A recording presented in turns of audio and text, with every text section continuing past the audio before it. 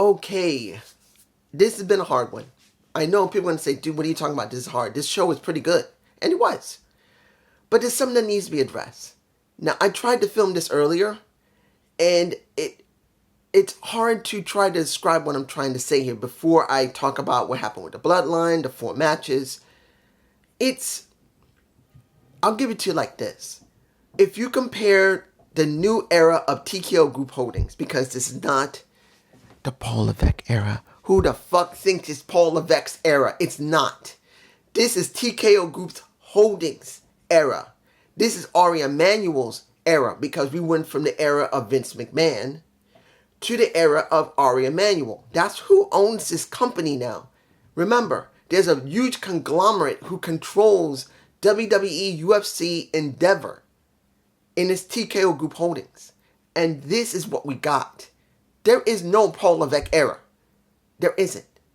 Now, does it mean that he isn't writing for it? Of course he is. It doesn't mean that he's in the face of it. Of course he is.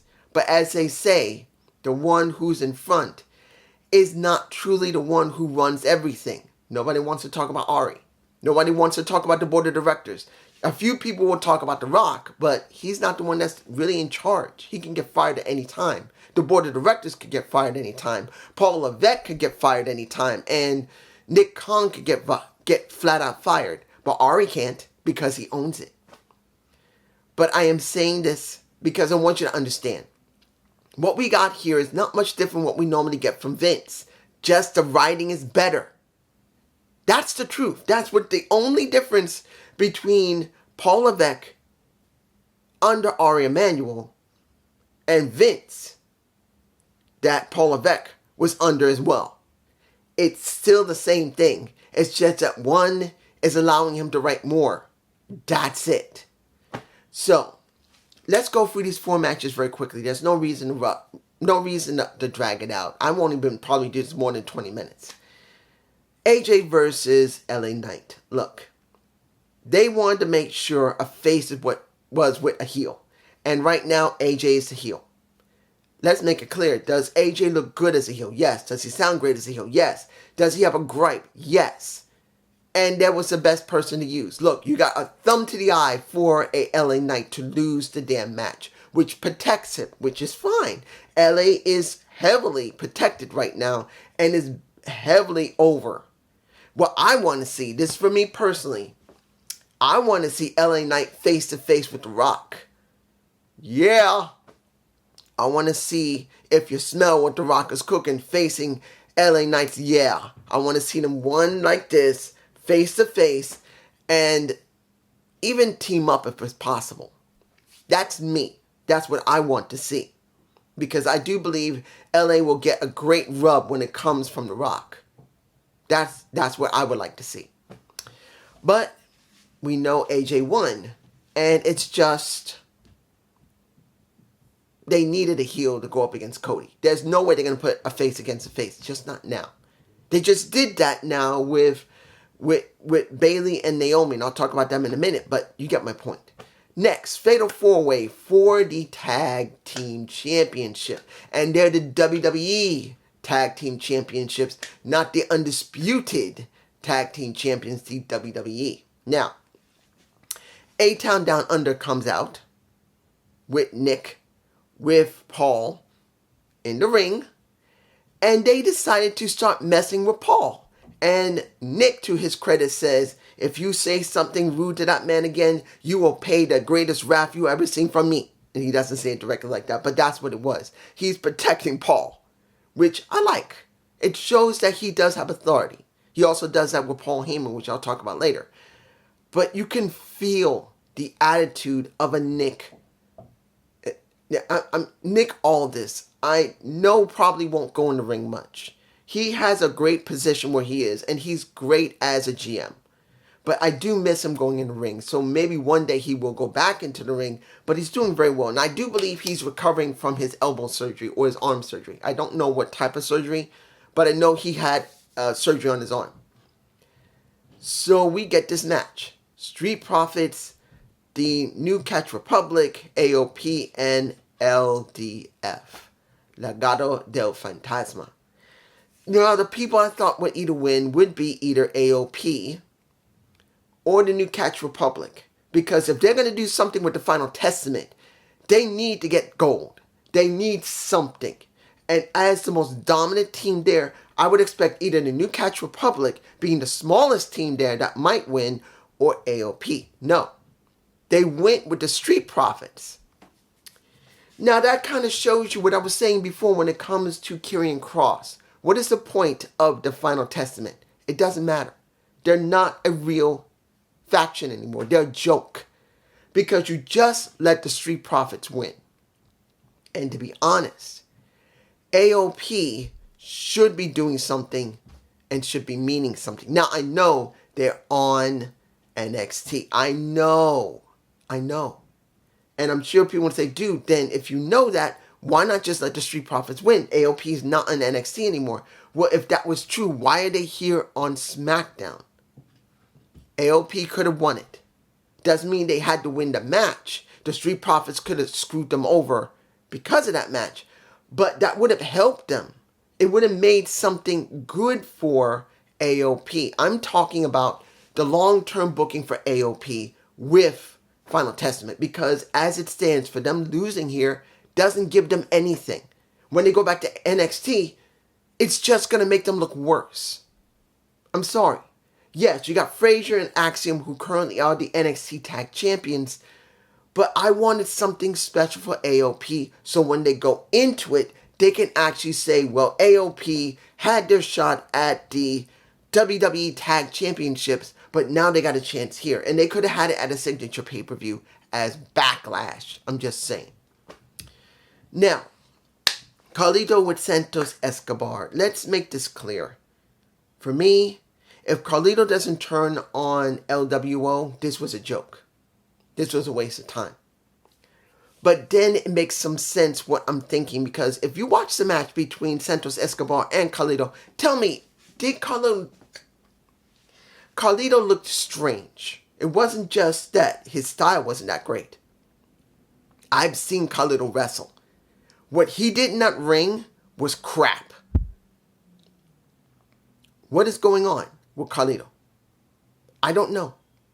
If it's not leading to him turning on Rey, then there's just something going on.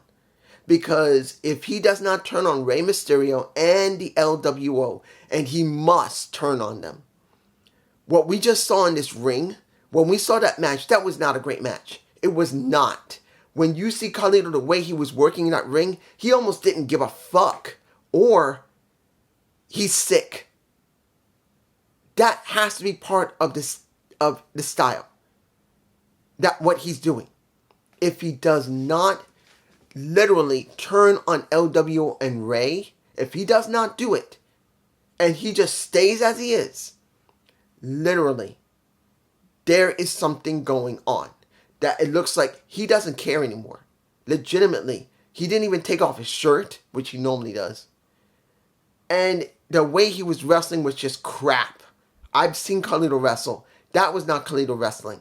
That was just garbage. That was. Anybody else going to say, oh, he looked fine? I've seen him on the indies. I have seen him. I've seen him in the ring there. He doesn't wrestle that bad.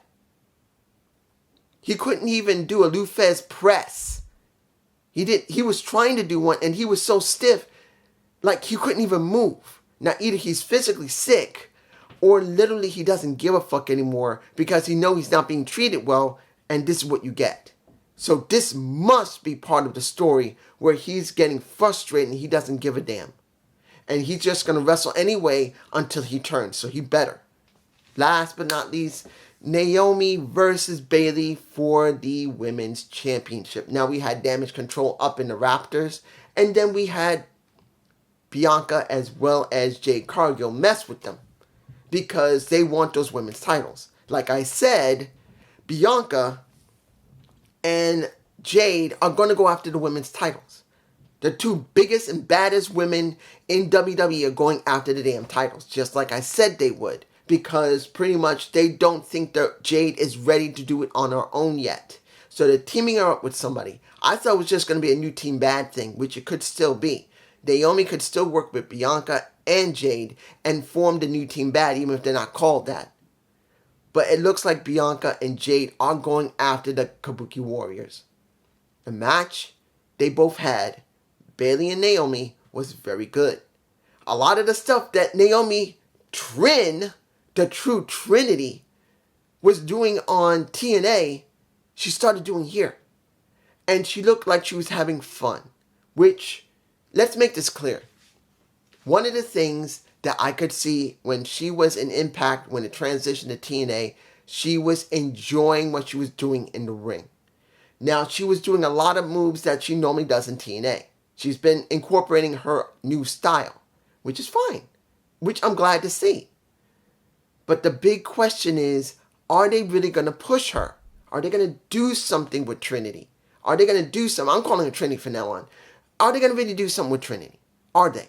Because once the draft happens, because next week is the draft for SmackDown and then the next week Raw, if they don't do something with Trin, she should have never left TNA, or better yet, she should have gone over to AEW. Even though it has troubles right now, we know it's got problems. It's got big problems, but I'd rather see her there where at least she can have fun and get paid to do it, even if the crowds are not big. At least she'll be able to act any way she wants and have fun while doing it. And TNA the same way. If they're going to let her have fun and at least book her decently and she's getting paid, let her be there too. That's just how I feel about it. That's what we got. Now, let's do the only thing that matters. The Bloodline and Solo Sikoa. We have not heard him say that he's taking orders from The Rock. We do not know if these orders are coming from The Rock or he just said, you know what, fuck that, I'm going to become the tribal chief now. Because he's being told by Roman as well as Paul, he will eventually become the tribal chief. He said, fuck all that, I'm doing it now. MFT, Tomatunga, he is his right-hand man now, and he's acting like he's the boss now. Now, seeing Paulie trying to make this work, seeing that he's trying to help Solo and trying not to piss him off, that works. It is working. The crowds are hating Solo, and now they're cheering for Roman, which is perfect sense. Look, Roman just flipped from heel to face. He just did, without even being there because of what happened with Solo Sikoa. So that shows good booking for the Bloodline. A good setup for the Bloodline. That's what I think I'm going to put on my title. A good setup for the Bloodline, that they're showing that Solo currently has gone off the rails and he's doing whatever the hell he wants. If he is still being ordered by The Rock, they're not mentioning it. He's just acting any way he wants. So if it's not The Rock giving him orders, he's doing it on his own. And after Tomatunga destroyed Kevin Owens, made him bleed, and then they couldn't even stop him with security there, and it was Nick Aldis they had to face down, not anyone else. No Sammy, no nobody. It was just Kevin getting his ass whooped. Great. This was a good setup for the Bloodline going forward. Now, let me give it to you like this, as it stands. Is this good TV for WWE? Yes. But guess this. The story is now nearing 4 years when it comes to the Bloodline. 4 long years. And all that matters is the Bloodline storyline. And yes, they did show Cody in France, already wrestling Shinsuke Nakamura, putting over an AJ Styles to make sure everything is good. But still, there's only one story that dominates the entire company. And it's the same old story that's been going on for nearly 4 years. It's coming to 4 years soon, guys. 4 years. 4 years we've had the same storyline. And as I said before, they will do everything they can to milk this story for everything it's worth. They will switch it up and do whatever they have to do it. Now, as long as the writing is good, we're fine with it. As long as the money is coming in because of the writing, we're fine with it. And so is Ari Emanuel, along with the board of directors, along with Nick Khan, and along with The Rock. But the minute the writing is not working, and the money goes, everything changes no matter if you like it or not. Now you could say, well, they got to change it up. No. They'll change it in a way that you would not expect. I still state this, and I'm going to keep stating it. This is not even a year when it comes to TKO Group Holdings. TKO WWE is not even a year old. And as long as the money keeps coming in, the writing will be what you like. When the writing goes to crap, it's because this ain't coming in anymore. And they're going to switch it up and do whatever it takes to make money. That's all that matters. Now, as long as it's working, let's just enjoy it. But let's make it very clear. If the money disappears and starts dropping, everything goes to crap. Because they don't care. They need to make money. And if it's to piss off the fans and they never get what they want, that is what they'll do. Peace.